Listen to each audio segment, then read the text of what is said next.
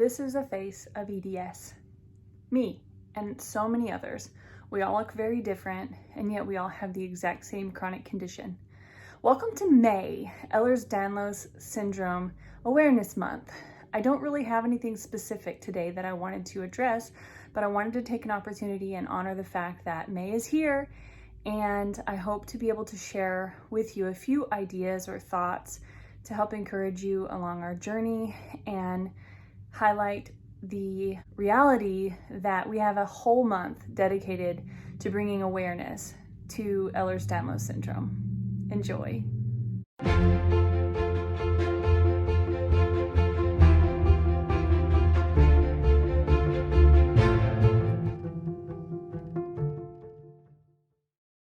The idea that we have an entire month devoted to acknowledging and bringing awareness to EDS, I think is phenomenal. There are rare diseases out there that don't have any acknowledgement. So I think for us zebras, it's an opportunity for us to use the platforms that we have to share more and bring the information to people.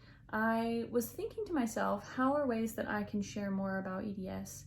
And every year during the month of May, every day I put a new fact on my Instagram or Facebook or both.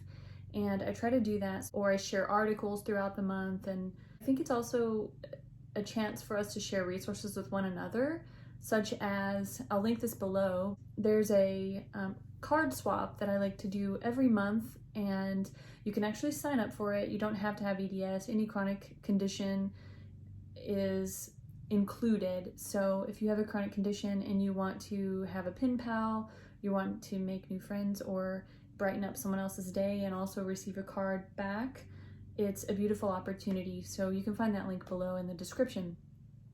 I want to read you a short thing from this book that I've been harping on lately, and it is called Fragile Yet Resilient. I think it's perfect for EDS Awareness Month, and I want to share this with you. What happens when people open their hearts? They get better. Haruki Murakami. There is nothing wrong with being fragile. I think that's appropriate. We all are, balanced on a tiny point between life and death, between pain and joy, between up and down on a tiny dot in a big, big universe. All of us. Some people respond to that fragility by being tough, demanding, mean to waitresses, harsh, all in the spirit of showing how strong they are. But that's not strong. That's wearing a mask to hide our fear. There is no shame in being fragile. It is our shared human condition. Let's let it show, knowing we can be both fragile and resilient in community.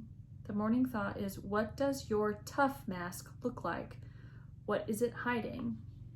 And the evening thought is, what messages have you gotten in your life about being fragile? Which of these messages close your heart to yourself, to others, and to life itself?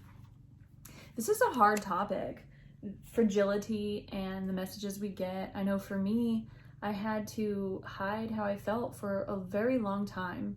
Most of my life, I didn't feel or I didn't believe there was a place for me to share what was really going on, until I found that safe place, until I came to a place within me that I knew it was okay to share and be vulnerable, and there are ways to manage safety in the vulnerability of sharing who I am and what's going on with me, and that there are people open to hearing that and believing me and offering me shelter, even if it's emotional shelter. Too often the messages we get about being fragile equates to weakness. Being fragile equates to not enough or broken. And I want to challenge that thinking because it's wrong. And it took me a long time to come to a place where I'm not any of those things. I'm not broken. I'm not weak. I'm not enough. I am fine how I am. I'm okay with myself. And that's hard to say. The reality is I'm not perfect and I have loads of things to work on. And I'm still working through so many of those areas that need attention. But I hope that's forever. I hope that is a lifelong growing opportunity. I hope you will take some time, maybe consider this, think about taking some time this month, even though it's EDS Awareness Month, take some time to make this self-awareness month as well. Who am I as a person with a chronic condition? Who am I as a person with Ehlers-Danlos syndrome? I am not EDS, but I do deal with EDS, and it is part of who I am, as many other things are part of who I am. It has created in me an appreciation for things that I now find valuable that once I didn't even recognize. So it offers gifts and it takes things from me both. That said, have a great day. See you next time.